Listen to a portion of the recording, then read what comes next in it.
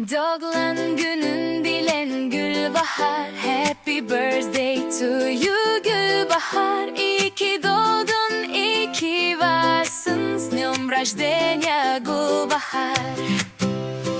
Bugün senin doğulan günün, eşeğin vermehir bilen. Güler yüzün hiç solmasın, ömrüm şatlık bilen dolsun bala.